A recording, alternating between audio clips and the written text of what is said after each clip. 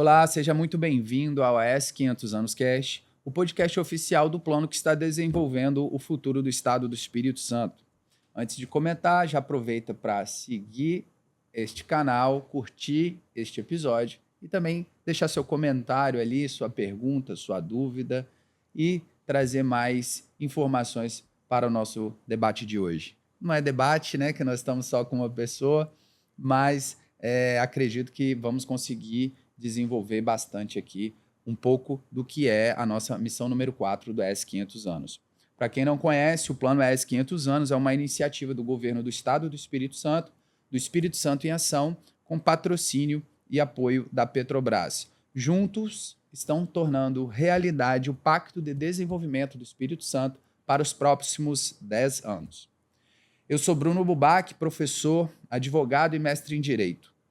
E a missão número 4, que a gente vai tratar hoje, ela propõe consolidar o Espírito Santo em sustentabilidade, circularidade e conservação ambiental, com avanço para uma economia de baixo carbono, garantindo também resiliência dos territórios a riscos climáticos. Vamos entender como o Espírito Santo está construindo essa transformação com o convidado de hoje, o diretor executivo do Instituto Millennium, Wagner Lenhart. Muito obrigado por aceitar esse convite e estar participando aqui do AES 500 Anos Cast. Bruno, eu que agradeço, é um prazer enorme.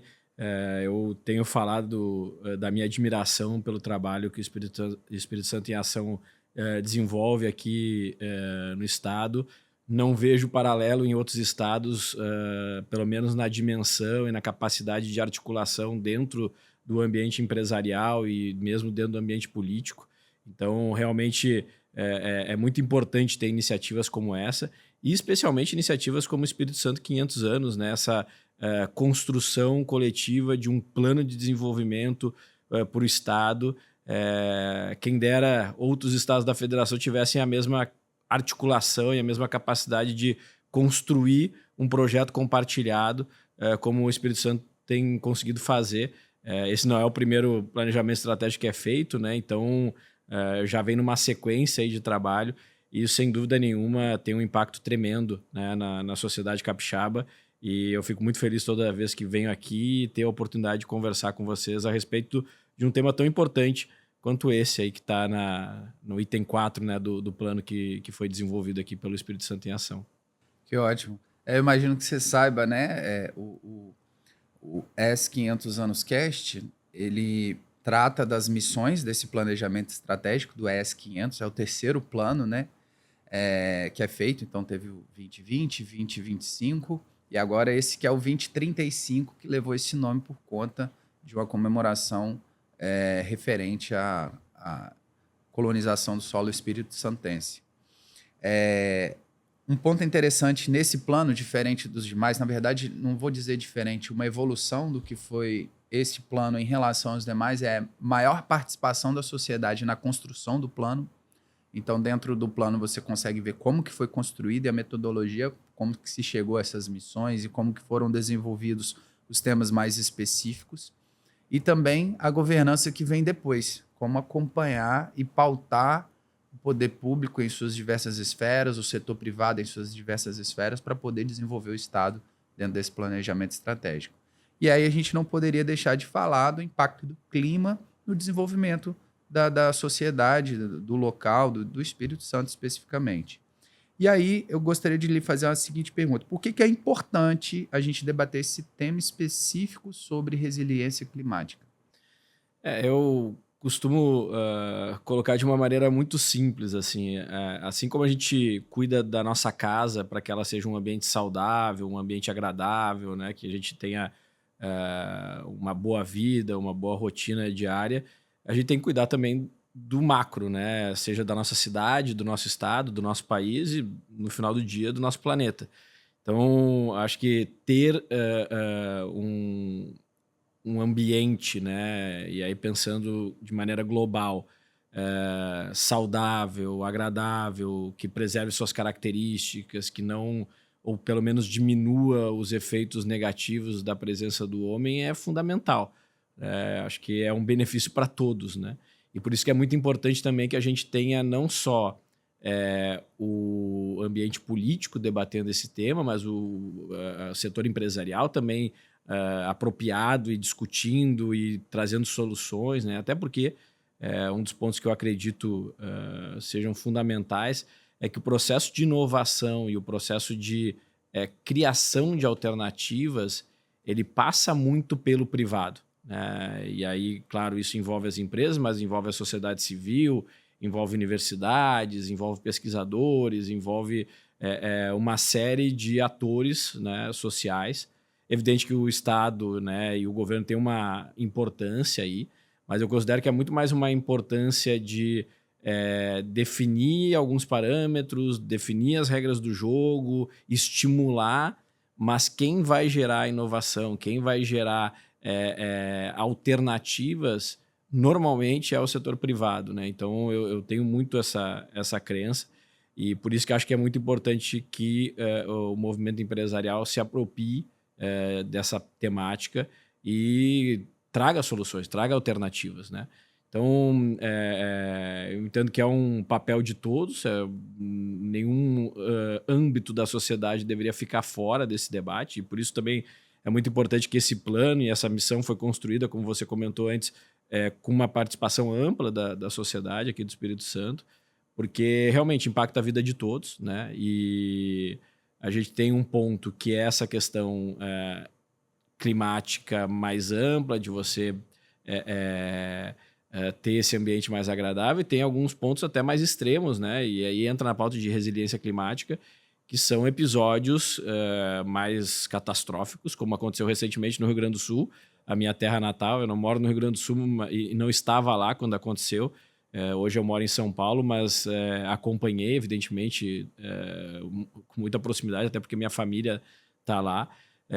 Então foi algo realmente terrível, impacto muito grande para o Estado, e a gente tem que buscar alternativas para que fenômenos como esse, que vão acontecer, né? O clima é muito difícil controlar, e mesmo que a gente faça diversas ações aí de diminuir a emissão de carbono, de fazer um melhor manejo das questões ambientais, ainda assim episódios como esse vão acontecer, de chuvas fora do previsto, a gente, graças a Deus, aqui no Brasil não tem outros fenômenos que outros países têm, como terremoto, como tsunami, enfim. Então, tem outros fenômenos que a gente aqui no Brasil, graças a Deus, não temos, mas tem outros que nós vamos enfrentar. E o que é importante é a gente estar preparado para isso, né? A gente ter um planejamento para entender como podemos atuar melhor. Eu acho que, nesse sentido, o Rio Grande do Sul, de certa forma, falhou. Eu me recordo que, um ano antes do que aconteceu ano passado no Rio Grande do Sul, de certa forma, o estado teve um aviso. Teve também um período de chuvas intensas, inclusive em Porto Alegre, ficou muito próximo da água invadir o centro da cidade, as áreas mais baixas da cidade. À época eu era diretor do Banrisul, e o Banrisul, que é o Banco do Estado do Rio Grande do Sul, né, tem uma sede que é muito próxima do Guaíba, né, que é o lago que banha Porto Alegre. E nós fizemos um plano de contingência para evacuar o prédio caso fosse necessário, porque a água estava tão alta que a gente estava acompanhando de hora em hora, porque se fosse necessário a gente teria que evacuar o prédio, que tem 3.000 pessoas trabalhando, rapidamente, né? Então, e isso foi exatamente um ano antes do que aconteceu em 2024 no Rio Grande do Sul. E, infelizmente, mesmo com esse aviso, eu acho que muitas coisas deixaram de ser feitas para, pelo menos, reduzir o impacto, né? O impacto vai ter, mas pelo menos reduzir o impacto. Eu acho que tem uma questão de olhar com responsabilidade e não torcer para que o evento não aconteça, né? Que a gente vê muito em outros países. A gente vai na Europa, nos Estados Unidos, o pessoal é muito preparado para situações como essa, né? De alertas, a população já sabe o que fazer, para onde ir se acontecer. As autoridades estão sempre muito preocupadas se as bombas estão funcionando, se os rios foram devidamente dragados, né? Para manter o seu calado original. Infelizmente, especialmente esses dois exemplos que eu dei, são coisas que tinham bombas que não funcionaram, né, em Porto Alegre. teve rios que já estavam com uma situação de assoreamento que ajudaram a fazer com que os níveis subissem mais rápido. Então, tem uma série de ações que precisam ser feitas previamente. E eu acho que esse tipo de atenção a gente precisa ter. E aí é como se fosse o seguro, né? Você tem para não usar, então tem que estar preparado porque porventura pode acontecer. E aí essa ideia de resiliência climática, me corrija se eu estiver errado. A gente poderia falar que é preparar o ambiente em que a gente vive, seja na natureza, em áreas rurais ou na área urbana, para que a mudança climática, repentina ou não, ou de longo prazo ou não, ela seja minimizada ou até mesmo resolvida num plano prévio de solução, mas mesmo assim estar preparado para eventos catastróficos ou fora do comum, estar preparado para que quando isso acontecer não tenha tanto impacto negativo, né, vidas, enfim, não tenha tanto impacto na economia. E aí só que tem um outro tema que ele anda junto com a questão da resiliência climática. E aí eu queria ver se você conseguia apresentar um pouco dessa diferença, que é a sustentabilidade. Onde que entra um aqui, onde que entra outro, como é que esses dois têm que trabalhar juntos? A sustentabilidade está mais ligada a como a gente, não só, como eu falei anteriormente, cria esse ambiente adequado para presença humana, e não só a presença humana, mas também das demais formas de vida do planeta, né? E pensa em como manter da melhor forma todo esse ambiente no futuro, né? Então é muito uma questão de pensar hoje como é que a gente trabalha as questões ambientais para que a gente não tenha problemas ali na frente, né? Que a gente tenha sustentabilidade tanto da presença humana quanto do meio ambiente como um todo. Então, até um olhar para frente, para as futuras gerações, né? A gente não deve só se preocupar em como nós vamos viver, mas como os nossos filhos e netos vão viver e como a espécie humana vai ter continuidade no planeta, né? Então, é evidente que um uso inadequado, irresponsável dos recursos que nós temos não é interessante, né? Especialmente quando a gente tem uma visão de médio e longo prazo. Às vezes pode até parecer, do ponto de vista imediato, que vale a pena fazer uma degradação mais profunda de uma área ou usar de uma maneira mais responsável determinado recurso, mas isso cobra um preço, né, para frente. Então, sustentabilidade é muito essa questão de como a gente vai garantir um ambiente adequado para a nossa vida e para a vida dos que estão por vir. E nesse sentido, eu acho que tem a tecnologia em especial um papel muito importante, né? Ela pode nos ajudar muito a encontrar alternativas para continuar o processo de florescimento humano, o processo de desenvolvimento humano e minimizar os impactos no meio ambiente. De fato, a tecnologia hoje a gente tem a inovação como um fator que vai trazer realmente uma mudança do que a gente tem para trazer novas alternativas para algo que já existe, problemático. Então, quando a gente fala, por exemplo, tratamento do lixo, né, tem várias formas de se fazer reciclagem. Hoje já tem lixo eletrônico, como é que vai tratar isso? Então, vamos ver a forma como vai se fazer essa reciclagem. Tem uma questão que eu coloco, eu sou de Meaípe, né? E nós estamos com um projeto lá dentro, junto com a comunidade, com a associação de moradores, para fazer rampas de acessibilidade para a areia da praia. E a madeira, que normalmente se faz isso, é uma madeira que vai ser retirada de algum lugar, ainda que seja de reflorestamento. Mas existe uma alternativa que eles chamam de madeira plástica, que é igual a madeira, só que você pega plástico, recicla e transforma num material como uma ripa de madeira, que ele tem mais durabilidade, e você renova a natureza trazendo do plástico para algo que vai ser durável ali. Então, assim, a inovação para pegar um plástico e transformar ele em algo que você faria de madeira e que em pouco tempo ou em algum tempo estragaria e teria que cortar outra madeira para colocar ali, ela vai proporcionando essa solução a alguns problemas. Então, esse ponto da tecnologia e da inovação, ele é essencial para garantir essa sustentabilidade. E aí, como que a população, né, como que as escolas, as universidades, elas podem trabalhar ou pensar esses planos de prevenção? Onde que elas se inserem? Onde que a sociedade ela se coloca nesse processo? Acho que tem um ponto muito positivo que a gente já consegue ver resultados, que é a maneira como hoje e já há alguns anos se trabalha a questão ambiental, de consciência, de preservação nas escolas, né? Eu vejo até comparando, né, quando eu estava na escola, há alguns bons anos atrás, como em comparação com o que os meus filhos hoje já aprendem, como eles recebem informações e já trabalham melhor essas questões no ambiente escolar.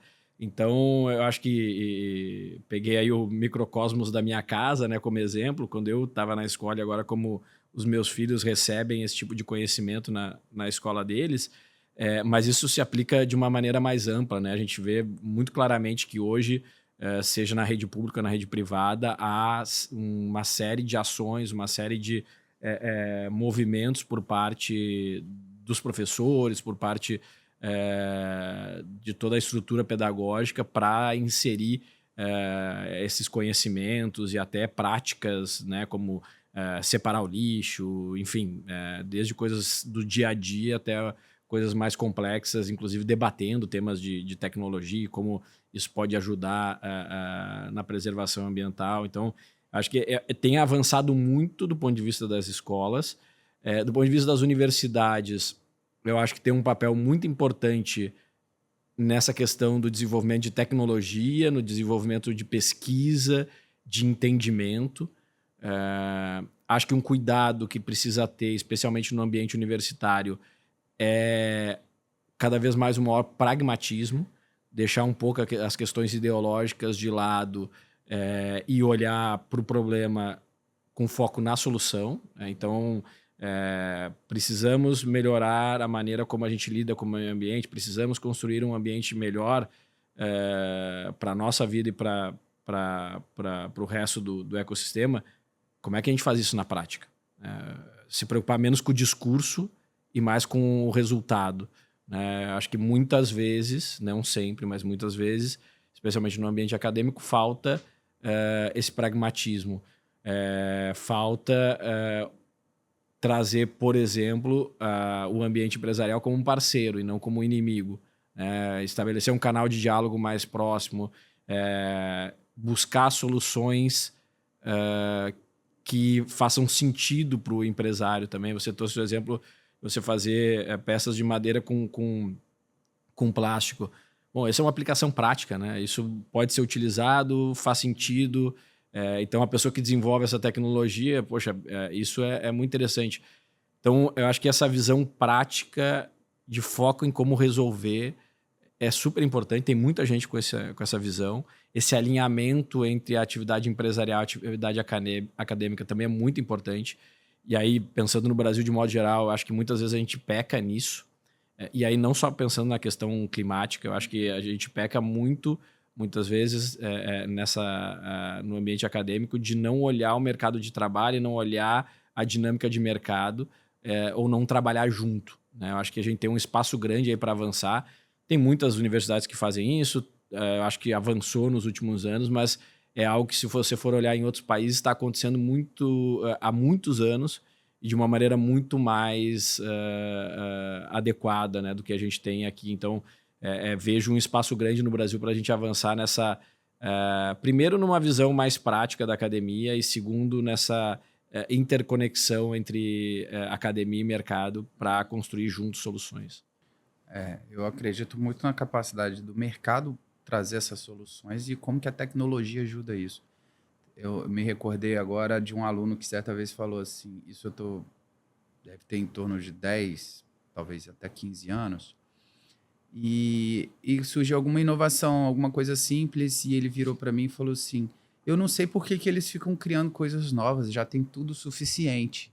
Ele quis dizer, já se sabe fazer uma casa, comida, já se tem o alimento. Ele quis dizer nesse sentido. Acho que não tinha nem 4G na época, não tinha smartphone, acho que estava no comecinho, sabe? E imagino o tanto de coisas que já foram melhoradas em qualidade de vida graças a essas tecnologias.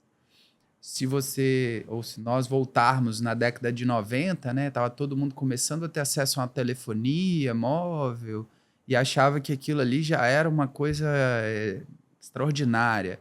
E a situação que nós temos hoje, né, essas tecnologias que a gente tem hoje e que é dia a dia nosso, todo mundo com um celular para mandar uma mensagem, para resolver um problema, para pagar uma conta, como que ela foi capaz de criar bem-estar e muitas vezes melhorar o meio ambiente, auxiliar nesse processo como um todo de resiliência climática, seja até como a gente tem aqui uma mensagem da Defesa Civil em caso de risco de alagamento, né?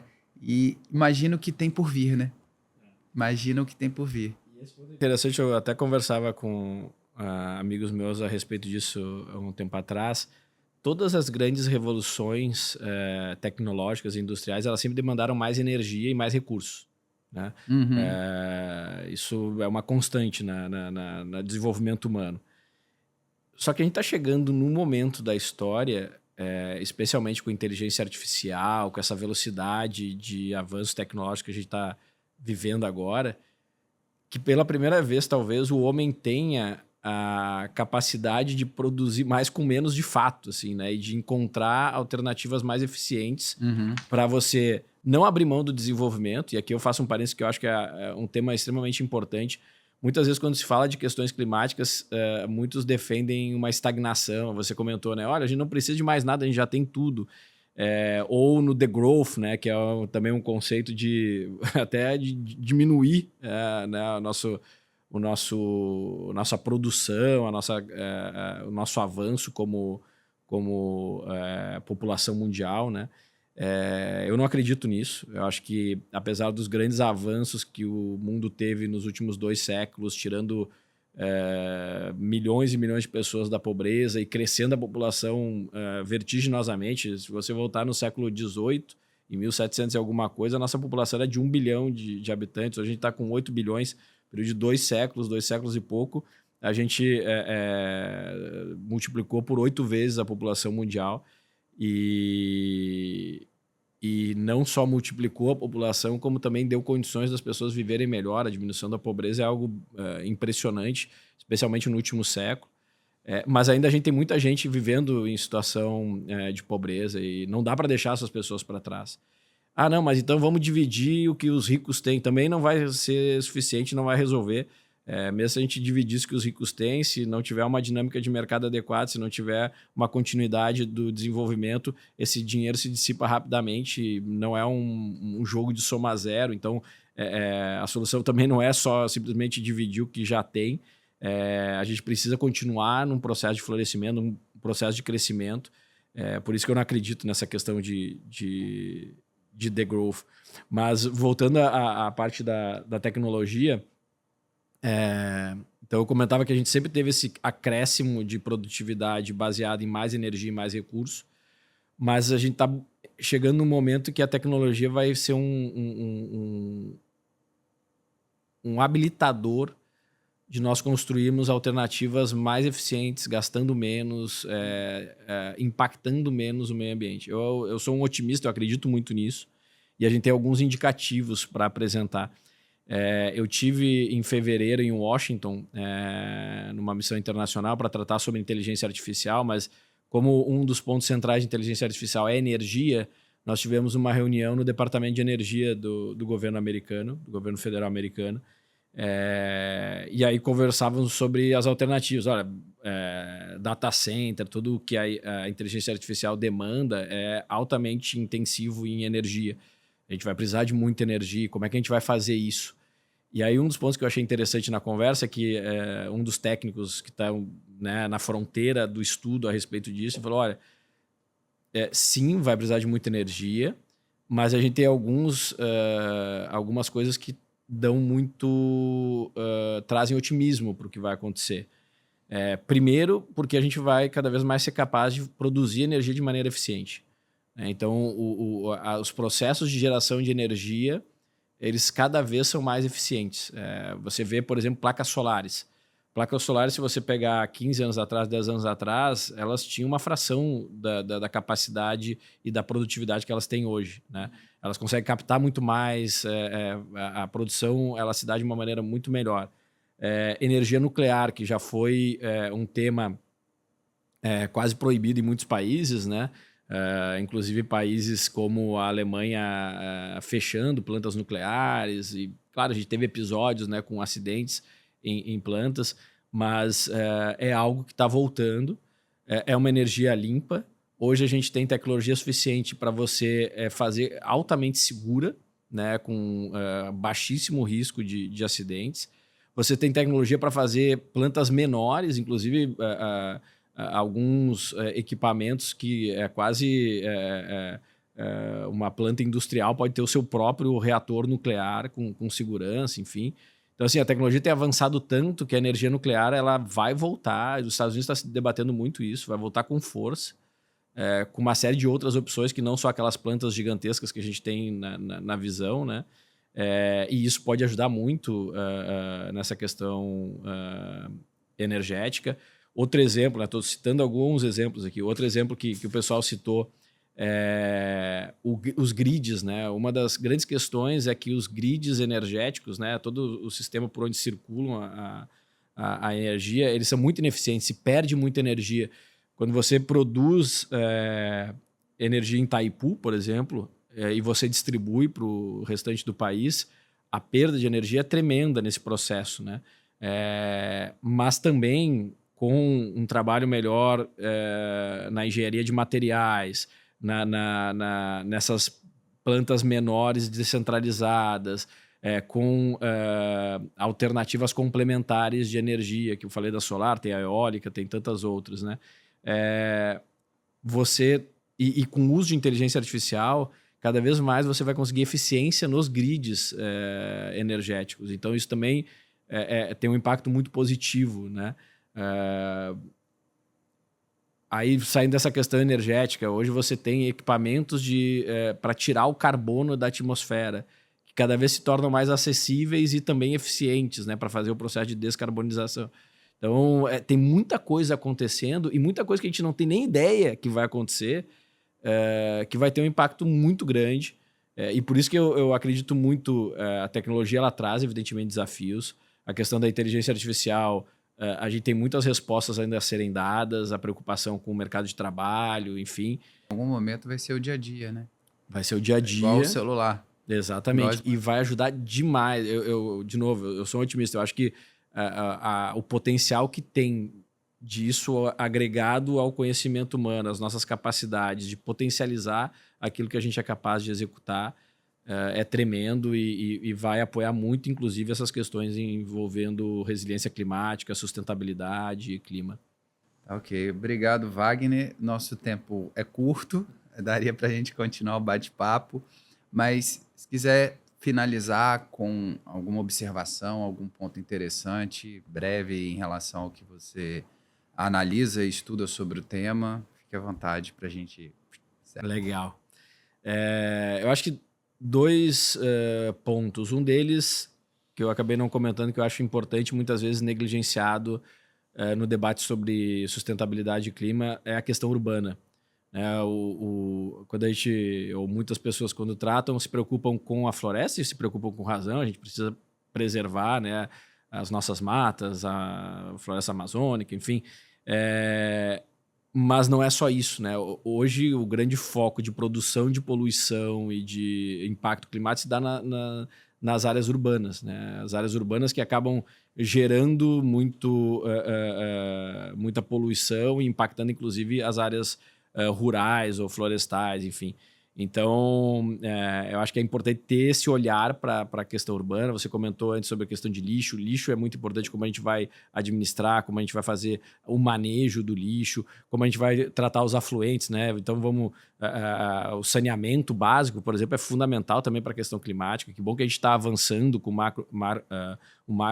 marco do saneamento que foi implementado recentemente, para que a gente consiga ter aí cada vez mais a ampliação e a universalização do saneamento básico. Isso tem impacto ambiental tremendo, não só na qualidade de vida e na saúde pública, mas no meio ambiente.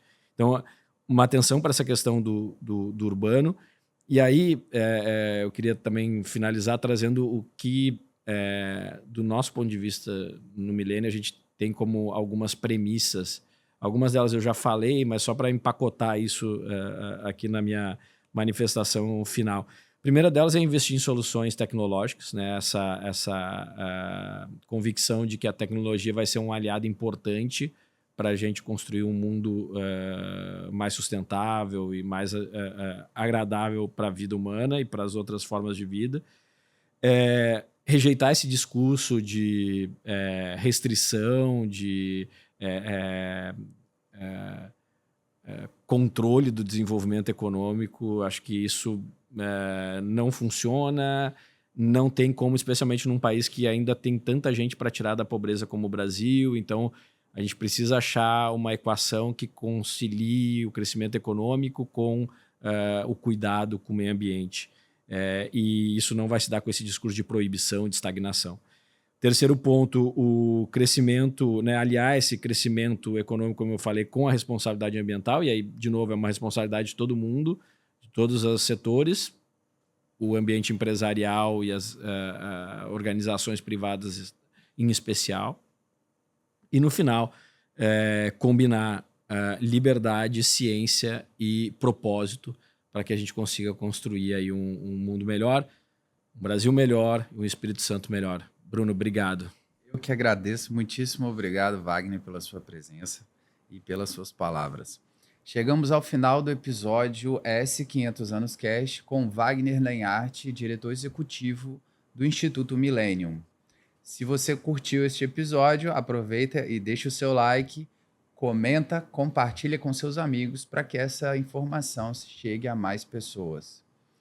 O Plano S500 Anos é uma iniciativa do Governo do Estado do Espírito Santo em Ação, com apoio da Petrobras, e visa pensar o Estado do Espírito Santo e seu desenvolvimento para os próximos 10 anos. Nos vemos no próximo episódio do S500 Anos Cast.